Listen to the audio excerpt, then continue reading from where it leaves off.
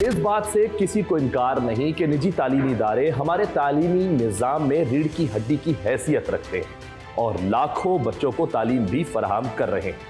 लेकिन इसके साथ साथ अक्सर वालिदैन को प्राइवेट स्कूल से मुख्तलिफ नौयत की शिकायत भी रहती है। फीसों का मामला हो, निसाब का हो या इंतज़ामी अमूर, इन मसाइल के हल के लिए कहीं ना कहीं कोशिश भी की जाती है। ताहम ये पहलू भी नज़रअंदाज नहीं किया जा सकता कि खुद प्राइवेट स्कूल्स को मुतअद्दिद मुश्किलात और चैलेंजेस का सामना रहता है। अब सवाल ये पैदा होता है कि इन मसाइल का हल कैसे निकलता है, कौन इन मामलात में किरदार अदा करता है। यकीनन प्राइवेट स्कूल एसोसिएशन वालिदैन और स्कूल इंतज़ामिया के दरमियान पुल का किरदार अदा करती होगी, लेकिन कैसे?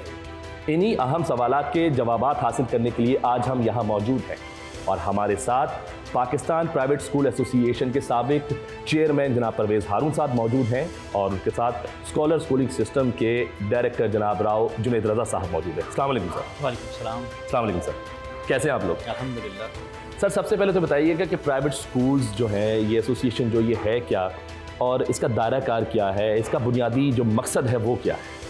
देखिए, पाकिस्तान प्राइवेट स्कूल एसोसिएशन की बुनियाद हमने सन 2019 में रखी और इसका जो मेन मकसद था कि पाकिस्तान भर के और बिलखुसूस सिंध भर के तमाम जो प्राइवेट स्कूल्स हैं उनको एक प्लेटफॉर्म देना, ताकि उन प्राइवेट स्कूल्स के जो मसले मसाइल जो प्रॉब्लम्स हैं वो एक आवाज़ के साथ हुकाम में बाला तक, गवर्नमेंट तक पहुंचाई जा सके।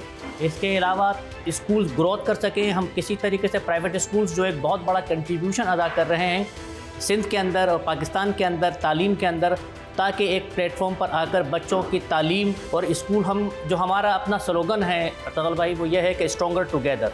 स्ट्रॉन्गर टुगेदर के तमाम प्राइवेट स्कूल्स एक साथ एक प्लेटफॉर्म पर आकर और बच्चों की तालीम और तरबियत के अंदर जो हम अपना पॉजिटिव रोल या जो गवर्नमेंट के साथ हम शराकत दारी कर रहे हैं इस तालीमी सिस्टम को चलाने के लिए, उसका हम भरपूर किरदार अदा कर सकें अपनी यूनियन के एक पेज पर रहते हैं।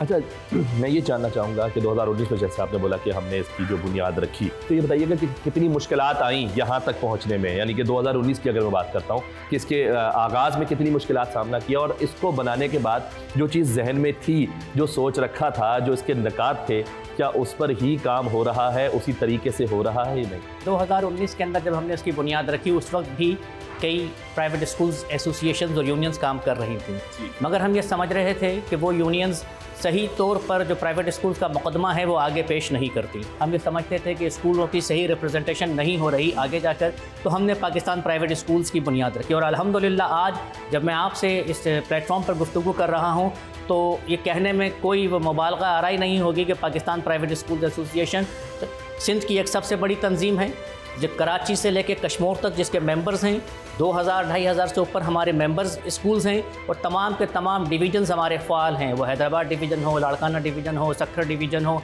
मीरपुर ख़ास डिवीज़न हो, शहीद बेनज़ीराबाद डिवीज़न हो, तमाम डिवीजन्स हमारे भरपूर अंदाज के अंदर काम कर रहे हैं।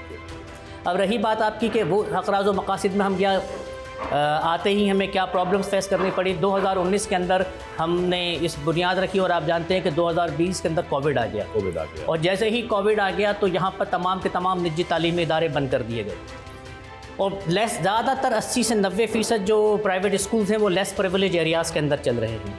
अब ये जो लेस प्रिविलेज एरियाज़ के स्कूल हैं उनके पास कोई ऐसा ऑनलाइन का सिस्टम नहीं था कि वो ऑनलाइन पढ़ा सकें और दीगर, तो फिज़िकली हम चाहते थे कि तमाम SOPs के साथ हम प्राइवेट स्कूल्स खोलें ताकि हम जो लेस प्रिविलेज एरियाज़ के बच्चे हैं उन बच्चों को तालीम दे सकें। उनके पास घर पर ऑनलाइन की फैसिलिटीज़ नहीं थी, वो ऑनलाइन बच्चे तालीम हासिल नहीं कर सकते थे। इसके लिए एक भरपूर जिद्दोजहद पाकिस्तान प्राइवेट स्कूल एसोसिएशन ने करी स्कूल खुलवाने के लिए तमाम SOPs के साथ और इंशाअल्लाह उसके अंदर हम लोग माशाअल्लाह कामयाब भी हुए और तमाम प्राइवेट स्कूल्स अगस्त के अंदर हमने खुलवा लिए थे और हम तमाम SOPs को फॉलो करते हुए प्राइवेट स्कूल्स हमने यूनियन को चलाया अपने। और हमारा जो और एक बेसिक मकसद अर्तगल भाई वो ये है कि हम पेरेंट्स और स्कूल्स के दरमियान एक लैक ऑफ कम्युनिकेशन है, एक गैप है, तो यूनियन वो एक ब्रिज का काम अदा करे वालिदैन और स्कूल्स के दरमियान स्कूल्स और डिपार्टमेंट्स के दरमियान, स्कूल्स और गवर्नमेंट के दरमियान। तो अल्हम्दुलिल्लाह मैं ये कह सकता हूँ कि काफ़ी हद तक हम अपने उस मकसद के अंदर कामयाब रहे हैं और काम कर रहे हैं। तो साहब आपसे जानना चाहूँगा, जैसे बात करें कि जो यूनियन है इसका जो एक बेसिक मकसद जो समझ आ रहा है कि वालिदैन और स्कूलों के दरमियान एक ब्रिज का काम कर रहे हैं, जो बीच में जो एक सिचुएशन हो जाती है गाय बगाए हमें सुनने को मिलती है, वालिदैन प्राइवेट स्कूल से बड़े नाखुश नज़र आते हैं और कभी ना कभी तो एक अजीब सा एहतजाज भी नज़र आता है, लड़ाइयाँ भी नज़र आती हैं, सोशल साइट पर बहुत सारी चीज़ें आम हो जाती हैं। मुझे ये बताइएगा कि जो वालिदैन हैं उनकी तरफ से कौन सी ऐसी शिकायत है जो सबसे ज़्यादा सुनने को मिलती है प्राइवेट स्कूल से? अक्सर अचानक ऐसा होता है कि इनकी तरफ से जो साहब जो गवर्नमेंट फैसले लेती है उसमें वालिदैन को या एसोसिएशंस को या एतमाद में नहीं लिया जाता। जब एतमाद में नहीं लिया जाता है तो पेरेंट्स पैनिक होकर एहतजाज की तरफ आ जाते हैं। जैसे कि अभी भी सर्दियों की हमारी टाइमिंग्स हैं 9 बजे कर दी गई हैं। ठीक है। इस 9 बजे की टाइमिंग की वजह से कुछ स्कूल्स ये फॉलो कर रहे हैं, कुछ नहीं कर रहे हैं। अब ट्रांसपोर्टेशन वाले जो बच्चों को स्कूल्स लेकर आते जाते हैं उनमें प्रॉब्लम स्टार्ट हो गई है। अब वो एक स्कूल के लिए टाइम अलग है, दूसरे स्कूल के लिए टाइम अलग है, तो मेरे अपने खुद बच्चों के साथ ये प्रॉब्लम मैं फेस करनी पड़ रही है, तो पेरेंट्स के लिए इश्यूज़ हैं। दूसरा ऐसा होता है कि कुछ स्कूल्स में या कुछ जगहों पर जो पेरेंट्स एहतजाज कर रहे होते हैं वो आजकल ऐसा तो कुछ स्कूल में सख्ती ज़्यादा है, मारपीट है, उन पर होता है, वरना पेरेंट्स बहुत ज़्यादा कोऑपरेटिव होते हैं स्कूल वालों के साथ कि एज अ टीचर्स उनके अदब और इनका ख्याल रखते हैं, एहतराम उनको, क्योंकि उनको अपने बच्चों को भी वही चीज़ें सिखानी है। तो एहतजाज जो होता है ज़्यादातर उन चीज़ों पर होता है जो गवर्नमेंट के फैसले होते हैं। वहाँ अगर गवर्नमेंट या डिपार्टमेंट्स हमारे जो तंजीम है उनको एतमाद में लें, उनसे पूछ कर फैसले लें तो बहुत आसानी हो जाती है वालिदैन को मैसेज करने का। अब उन्होंने एक बात कही एसोसिएशन के हवाले से, यानी कि स्कूल उनका ये कहना है कि वालिदैन जो है ज़्यादा नाखुश होते हैं क्योंकि उन्हें जो है हुकूमती जो फैसले होते हैं उन पे एतमाद में नहीं लिया जाता। तो सर फिर एसोसिएशन यहाँ किरदार क्या अदा कर रही है? पेरेंट्स को एतमाद में लेने का क्या तरीकाकार है एसोसिएशन का? ज़रा प्लीज़ ब्रीफ कीजिएगा इस बारे में। जिस तरीके से जुनैद राव साहब ने भी बात करी और वो बात से मैं इत्तेफाक भी करता हूँ, तो होना क्या चाहिए कि प्राइवेट स्कूल्स जो कि एक बहुत बड़ा समझ लें कि 50% से ज़ायद कंट्रीब्यूशन सिंध भर के अंदर दे रहे हैं, उनके स्टेक होल्डर्स उस मीटिंग में मौजूद होने चाहिए। हमारा कंसर्न उसके अंदर शामिल होना चाहिए, क्योंकि नहीं होता क्योंकि हमारे पास तो एक डिसीजन आ जाता है कि जनाब ये फैसला हो गया, ये डिसीजन हो गया। और हमारा गवर्नमेंट से कहना ही यही है कि इस किस्म के जो कोर्ट डिसीजन आप ले रहे होते हैं उसमें स्कूल्स को आप एतमाद में लेना। इम्प्लीमेंटेशन तो हमने करवाना है, हम अपने स्कूल्स को मोटिवेट कर सकते हैं और हम ये कहते हैं कि कानून पर ग्रेसफुली अमल दरामद होना चाहिए। हम उसके अंदर अगर हमें कोई है, हम गवर्नमेंट से उसकी रिक्वेस्ट कर सकते हैं कि इसको नज़रसानी करें। मिसाल के तौर पर मैं आपको एक बात बताऊं कि हमें आप तादाद यहाँ पर देखें कि सबसे ज़्यादा हमें इस वक्त रजिस्ट्रेशन की प्रॉब्लम है। छोटे इलाके के अंदर 120 गज के जो स्कूल्स हैं उनको गवर्नमेंट रजिस्ट्रेशन नहीं दे रही। क्यों नहीं दे रही? भाई अब लोग कहते हैं कि लॉ में नहीं है, 240 गज वो होना चाहिए। और लॉ देखें मुतसादिम किस तरीके से आपके 2001 के एक्ट में लिखा हुआ है कि जो प्राइमरी का बच्चा है उसका स्कूल जो है वो रेजिडेंस से 1 किलोमीटर के रेडियस में होना चाहिए। आप इन एरियाज़ में बिल्कुल जिस एरिया में मेरा स्कूल है वहाँ सारी की सारी आबादी 120 गज की है। 240 पे मुश्किल है, उसको 2 प्लॉट करने पड़ेंगे। उसको 2 प्लॉट बराबर वाला प्लॉट मिलता है नहीं मिलता, वो रेंट पर देता है नहीं देता, ये एक मुश्किल काम है। मैं ये कर सकता हूँ कि 3 प्लाट छोड़कर एक दूसरा प्लाट ले सकता हूँ जो मुझे मिल रहा है किराए के ऊपर, और ब्रांचेस बना सकता हूँ, एक सेक्शन बना सकता हूँ कि प्री सेक्शन इधर आ गया, प्राइमरी सेक्शन वहाँ पर चला गया। और ऐसा होता भी है, देखा भी गया। मगर ये कानूनी नहीं है, जिसकी वजह से कानूनी नहीं है, जिसकी वजह से हमें ब्लैकमेल होना पड़ता है, जिसकी वजह से हमें प्रॉब्लम्स को फेस करना पड़ता है। हम कहते हैं गवर्नमेंट के 7185 स्कूल सिंगल रूम पर चल रहे हैं। ठीक है, गवर्नमेंट अपने स्कूल को सिंगल रूम पर चला सकती है, मगर अगर हम कहते हैं हम 120 गज के स्कूल जगह के ऊपर ग्राउंड +3 बनाकर, ग्राउंड फ्लोर भी है, फर्स्ट फ्लोर भी है, सेकंड फ्लोर भी है, ज़रूरत पड़ती है तो वो स्कूल ऑनर 2-3 मकान छोड़ के दूसरा एक मकान किराए पर ले सकता है, आप उसकी परमिशन नहीं देते। इसकी वजह से प्राइवेट स्कूल्स को बहुत ज़्यादा रजिस्ट्रेशन के प्रोसेस के अंदर मुश्किल आती है। और तो ये आप अपने ही कानून के ख़िलाफ़ जाते हैं कि अगर आपने एक्ट में लिखा है कि 1 किलोमीटर के रेडियस के अंदर बच्चे का स्कूल होना चाहिए, तो 1 किलोमीटर रेडियस के अंदर क्या आपने कोई एम्यूनिटी प्लाट रखा है एजुकेशन के नाम पर? नहीं है, कोई एम्यूनिटी प्लाट नहीं है। और अगर एक प्लाट हुआ भी तो आबादी कितनी बढ़ रही है, क्या वो एक स्कूल उसके लिए काफ़ी होगा? पहले तो मुझे ये बताइएगा कि आपकी एसोसिएशन में इस वक्त कितने स्कूल रजिस्टर्ड हैं, प्राइवेट स्कूल? ठीक है, मुझे इसके बारे में बताइएगा। दूसरा ये कि आप जो बात कर रहे हैं प्राइमरी सेक्शन के हवाले से बात कर रहे हैं कि जी होने चाहिए, हमने तो ऐसे भी देख लिया मैंने कई जगह पे, वो छोटे से छोटे कमरों के अंदर और स्कूल के अंदर वो जी कॉलेजिएट भी लिख के लगा देते हैं, पता नहीं क्या क्या करते फिर रहे हैं। तो उस चीज़ को कैसे देखा जाएगा? अगर कानून उनके लिए नहीं बना तो फिर कानून की खिलाफ वर्जी हो रही है, और अगर कानून की खिलाफ वर्जी इस तरीके से हो रही है तो फिर प्राइवेट स्कूल एसोसिएशन जो है, पाकिस्तान स्कूल एसोसिएशन जो है, वो क्या कर रहा है? वो किरदार अपना कैसे? देखिए अफ्तागल भाई, necessity is the mother of invention. सही है। अब होगा क्या कि इस एरिया के अंदर एक बिलफर्स कोई गरीब एरिया है, लेस प्रिविलेज एरिया है, उसके अंदर एक मजदूर भी काम कर रहा है, दीगर भी है। वो 400 गज़ की इमारत पर अगर कोई स्कूल चला रहा है तो 400 गज़ की इमारत का जो किराया है, दीगर है, सारी चीज़ें हैं, हमें तो कहीं से फंडिंग नहीं आती। हमने जो कुछ भी करना है वो आपकी दी गई फीसिस से करना है।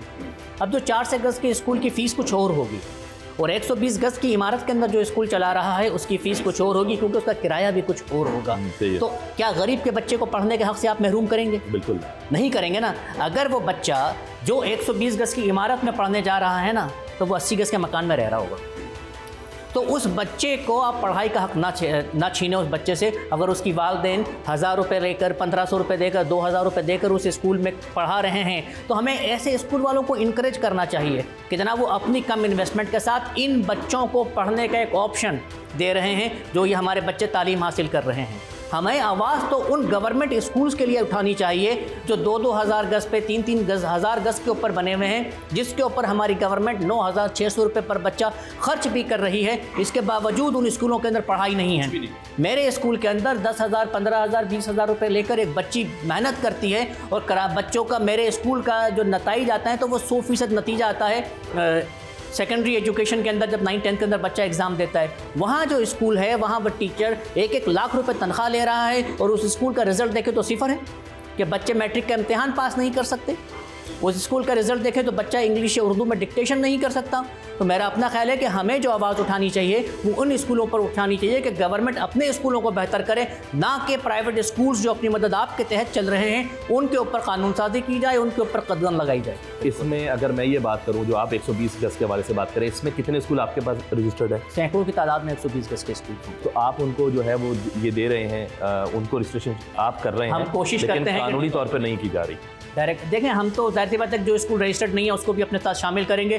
जो स्कूल रजिस्टर्ड नहीं है उसके बहुत ज़्यादा मसाइल हैं, तो उसको हम किसी भी तरीके से कानून के दायरे में लाने की कोशिश करते हैं, किसी तरीके से उसको रजिस्ट्रेशन दिलाने की कोशिश करते हैं ताकि वो स्कूल रजिस्टर्ड हो जाए वो और तो आप प्रॉपर्ली चले। कोशिश करते हैं कानूनी तौर पर वहाँ पे कि जी एक सिस्टम में पूरा प्रॉपर आ जाएगा, लेकिन उस सिस्टम का आप खुद भी हिस्सा हैं, ठीक है? तो आप उसको रजिस्टर किस हवाले से दे रहे हैं? क्योंकि आप भी तो ये बात कर सकते हैं कि जब अभी कानून में अगर ये चीज़ नहीं है, हम पहले बात करेंगे, कानून बनवाएंगे, फिर 120 गज़ के हवाले से अगर कानून पास होता है, इजाज़त मिल जाती है, तो हम आपको रजिस्टर जो है वो कर देंगे। तो उससे पहले आप रजिस्टर क्यों कर रहे हैं, कैसे कर रहे हैं? देखें, गवर्नमेंट भी इसका नहीं है वो करती कि 120 गज़ का कोई स्कूल चल रहा है तो उसको गवर्नमेंट भी टाइम देती है। यदि आप ऐसा करें कि उसको 240 गज़ में कन्वर्ट कर लें, दीगर कर लें, ऐसा नहीं है कि वो आते ही स्कूल बंद कर दिया जाता है। और हम प्राइवेट स्कूल्स एसोसिएशन हैं, हमारा तो मकसद ही एक है कि प्राइवेट स्कूल्स को फैसिलिटेट करना है। ठीक है। अगर उसको हम मेंबरशिप नहीं देंगे, उसको हम अपने साथ जोड़ेंगे नहीं, तो फिर हमारे यूनियन का फ़ायदा ही कुछ नहीं है। तो उन स्कूल्स को हम अपने साथ मिलाते हैं, रजिस्ट्रेशन देते हैं, और उन स्कूल्स को बाद में जो फैसिलिटेट कर सकते हैं रजिस्ट्रेशन के प्रोसेस के अंदर और मरहले के अंदर, वो हम करते हैं। तो अगर कल को उन पर किसी भी किस्म का मुकदमा होता है, कानूनी अगर कार्रवाई होती है उन पर, हमारा सिस्टम करता है, तो क्या एसोसिएशन सामने आती है उनको बचाने के लिए? बिल्कुल आएगी और आना चाहिए। आती है या बिल्कुल आती है। कभी ऐसा हुआ है माजी में? बिल्कुल हुआ है, और हमने उस स्कूल को फैसिलिटेट किया है, उस स्कूल के उस प्रॉब्लम को हल किया है। ठीक है। हम उस इलाके में गए, उसको दूसरा जगह दिलवाने की कोशिश करी है, और किसी तरीके से उसको प्रॉब्लम को, और यही बात हमने डिपार्टमेंट्स को और इदारों को समझाने की कोशिश करी है, और उन्होंने इस चीज़ को रियलाइज़ किया है। उसकी वजह वो एक स्कूल का इशू नहीं है, उस स्कूल में पढ़ने वाले 200 बच्चों का मसला है।